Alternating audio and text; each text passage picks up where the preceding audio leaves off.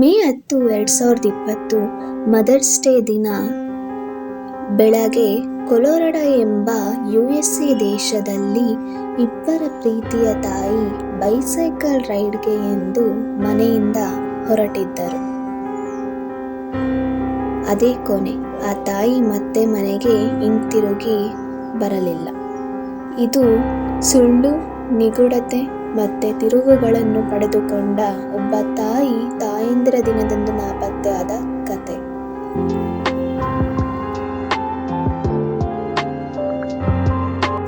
ನಮಸ್ಕಾರ ಎಲ್ಲರಿಗೂ. ಸುಜೇನ್ ಮಾರ್ಫ್ಯೂ ಅವರಿಗೆ 49 ವರ್ಷ ಆಗಿದ್ದು, ಅವರು USAಯ ಕೊಲೊರಾಡೊ ಎಂಬ ದೇಶದಲ್ಲಿ ಅವರ ಪತಿ ಬ್ಯಾರಿ ಮಾರ್ಫ್ಯೂ ಮತ್ತು ಅವರ ಮುದ್ದಿನ ಮಕ್ಕಳೊಂದಿಗೆ ವಾಸವಾಗಿದ್ದರು. ಮೇ 10, 2020 ಸುಜೇನ್ ಅವರು ಬೈಕ್ ರೈಡ್ಗೆ ಎಂದು ಮನೆಯಿಂದ ಹೊರಟರು. ಅದೇ ಕೊನೆ. ಅವರು ಮನೆಗೆಂದು ಹಿಂತಿರುಗಲಿಲ್ಲ. ಅವರ ಬೈಕ್ ಯಾರು ಅತಿ ಹೆಚ್ಚು ಓಡಾಡದ ಜಂಗಲ ಪ್ರದೇಶದಲ್ಲಿ ಕಂಡು ಬಂದಿತ್ತು. ಅಲ್ಲಿ ಯಾವುದೇ ತರ ಅಪಘಾತದ ಗುರುತುಗಳು ಕಂಡು ಬರಲಿಲ್ಲ. 2021ರಲ್ಲಿ ಪೊಲೀಸ್ ಅಧಿಕಾರಿಗಳು ಬ್ಯಾರಿ ಮಾರ್ಫ್ಯೂ ಅವರನ್ನು ಬಂಧಿಸಿದರು. ಆತನ ಮೇಲೆ ಸಾಕ್ಷಿನಾಶ, ಕೊಲೆ, ಸುಳ್ಳು ಹೇಳಿರುವ ಆರೋಪಗಳನ್ನು ಹಾಕಲಾಯಿತು. ಬ್ಯಾರಿ ಮಾರ್ಫ್ಯೂ ಅವರ ಮೊಬೈಲ್ ನೆಟ್ವರ್ಕ್ ಮೇ 10, 2020ರಲ್ಲಿ ಅವರು ಕೆಲಸ ಮಾಡುವ ಜಾಗದಲ್ಲಿ ಕಂಡುಬರಲಿಲ್ಲ. ಆ ದಿನ ಅವರು ಕೆಲಸಕ್ಕೆ ಹೋಗಿಲ್ಲ ಎಂದು ತಿಳಿಯುತ್ತದೆ. ಆದರೆ ಅವರು ಎಲ್ಲಿಗೆ ಹೋಗಿದ್ದರು ಎನ್ನುವ ಪ್ರಶ್ನೆ ಉಂಟಾಗುತ್ತದೆ.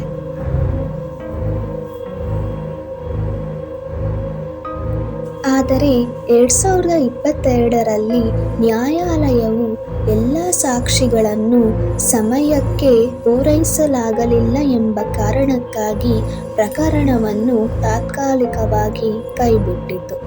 2023ರ ಸೆಪ್ಟೆಂಬರ್ನಲ್ಲಿ ಸುಜೇನ್ ಮಾರ್ಫ್ಯೂ ಅವರ ಅಸ್ಥಿಗಳು ಕೊಲೊರಾಡೊ ರಾಜ್ಯದ ಮಫೋಟ ಎಂಬ ವಿಳಂಬ ಪ್ರದೇಶದಲ್ಲಿ ಪತ್ತೆಯಾದವು. ಆ ಅಸ್ಥಿಗಳನ್ನು ಪೋಸ್ಟ್ಮಾರ್ಟಂಗೆ ಎಂದು ಕಳಿಸಿದರು. ಪೋಸ್ಟ್ಮಾರ್ಟಂ ವರದಿಯಲ್ಲಿ ತೋರಿಸಿದ್ದು ಎಲ್ಲರಿಗೂ ಬೆಚ್ಚಿ ಬೀಳುವ ಸಂಗತಿಯಾಗಿತ್ತು. ಸುಜೇನ್ ಮಾರ್ಫ್ಯೂ ಅವರು ಆಕಸ್ಮಿಕವಾಗಿ ಸತ್ತವರಲ್ಲ, ಇದು ಕೊಲೆ ಎಂದು ವರದಿಯಾಗಿತ್ತು. ಅವರ ದೇಹದಲ್ಲಿ ಟ್ರಾನ್ಕ್ವಿಲೈಸರ್ ಡ್ರಗ್ನಿಂದಾಗಿ ಅವರು ಸತ್ತಿರುವುದು ಎಂದು ಪೋಸ್ಟ್ಮಾರ್ಟಂನಲ್ಲಿ ವರದಿಯಾಗಿತ್ತು. ಅವರ ದೇಹದಲ್ಲಿ 3 ತರಹದ ಟ್ರಾನ್ಕ್ವಿಲೈಸರ್ ಡ್ರಗ್ ಪತ್ತೆಯಾದವು: ಬಿಟರ್ಫೆನಾಲ್, ಅಸಫೆರಾನ್ ಮತ್ತು ಮೆಡೆಟೋಮೈಡಿನ್. ಈ ಟ್ರಾನ್ಕ್ವಿಲೈಸರ್ ಡ್ರಗ್ಗಳನ್ನು ವೆಟರ್ನರಿ ಡಾಕ್ಟರ್ಸ್ಗಳು ಉಪಯೋಗಿಸುತ್ತಾರೆ. ಈ ಡ್ರಗ್ಸ್ಗಳನ್ನು ಪ್ರಾಣಿಗಳ ಔಷಧಿಗಾಗಿ ಉಪಯೋಗಿಸಲಾಗುತ್ತದೆ. ಇದನ್ನು ಮನುಷ್ಯರಿಗೆ ಕೊಟ್ಟರೆ ಅದು ತುಂಬಾ ಅಪಾಯಕವಾದದ್ದು. ಈ ಟ್ರಾನ್ಕ್ವಿಲೈಸರ್ ಡ್ರಗ್ ಸುಜೇನ್ ಮಾರ್ಫ್ಯೂ ಅವರ ಮನೆಯಲ್ಲಿ ಪತ್ತೆಯಾಯಿತು. 2025ರ ಜೂನ್ 20ರಂದು ಬ್ಯಾರಿ ಮಾರ್ಫ್ಯೂ ಅವರನ್ನು ಮತ್ತೆ ಬಂಧಿಸಲಾಯಿತು. ಈ ಬಾರಿ ದೊಡ್ಡ ಗ್ರ್ಯಾಂಡ್ ಜೂರಿಯಿಂದ ಮೊದಲ ದರ್ಜೆಯ ಕೊಲೆ ಆರೋಪ ಹೊರಡಿಸಲಾಯಿತು. ಬ್ಯಾರಿ ಮಾರ್ಫ್ಯೂ ಅವರ mobile data, GPS tracker, tranquilliser drug ಖರೀದಿಯ ದಾಖಲೆಗಳು ಇವು ಎಲ್ಲವೂ ತನಿಖಾಧಿಕಾರಿಗಳು ನಿಖರವಾದ ಸಾಕ್ಷಿಯೊಂದನ್ನು ನೀಡಲಾದವು. ಹಾಗಾದರೂ ಸಹ ಬ್ಯಾರಿ ಮಾರ್ಫ್ಯೂ ಅವರು ನನ್ನದು ಯಾವುದೇ ತಪ್ಪು ಇಲ್ಲ ಎಂದು ಹೇಳುತ್ತಾರೆ. ಆದರೆ ಸಿಕ್ಕಿರುವ ಡಿಜಿಟಲ್ ದಾಖಲೆಗಳು ಮತ್ತು ಡ್ರಗ್ ರಿಪೋರ್ಟ್ಗಳು ಇವುಗಳೇ ಒಂದು ಕತೆ ಹೇಳುತ್ತವೆ. ಇದು ಒಂದು ಇಚ್ಛಿತ ಕೊಲೆ ಎಂದು.